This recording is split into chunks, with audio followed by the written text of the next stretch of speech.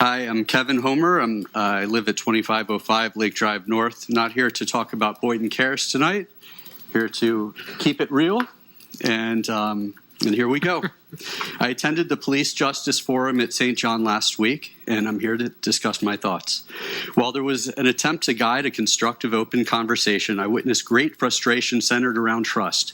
Without trust, buy-in will not happen, nor will positive change occur.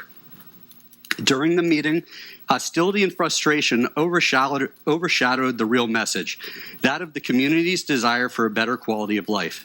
This is where the city can help in the most simple ways by organically decreasing crime by removing the trash, shopping carts, providing proper lighting, and bringing in better stores, not the ones where a customer goes in to buy a bag of chips and then a bag of drugs.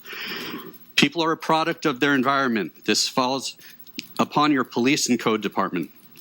I learned that there are too few options for repeat offenders. Many of these people don't know their parents. They're unaware of city youth programs, and they're not given the tools to become responsible adults.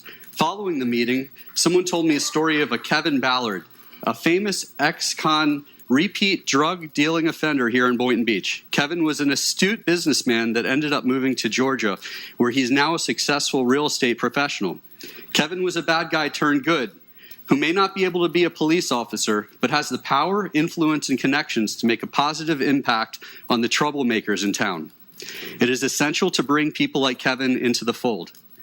While we need to bridge the gap between the East and West Side, the same applies with the Haitians, the Latinos, and Black Americans.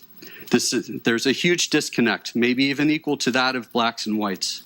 The churches can play a powerful role in this by being the liaison in continuing to promote open communication between the residents and police, as many have become threatened to call the police directly.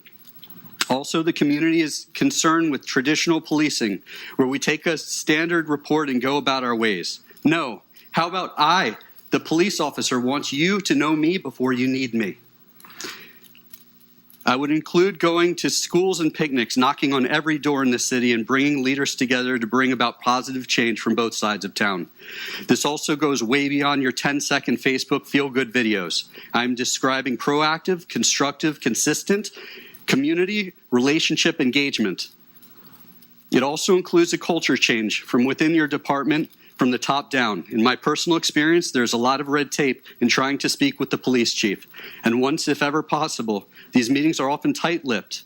I'm speaking of community policing as opposed to what has brought you to the crime statistics I have in my hand, which are 6 times greater than that of the Florida average. In this hand are three cards of police officers, 1 paragraph left. Boynton's finest police, who have given me a tremendous amount of hope and encouragement. We have an important decision coming up.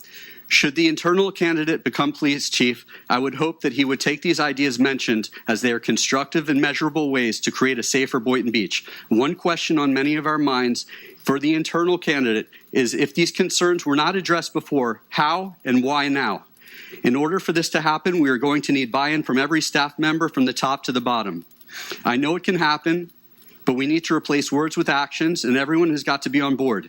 To the city of Boynton Beach, you were hired or elected because you told a story of integrity and leadership.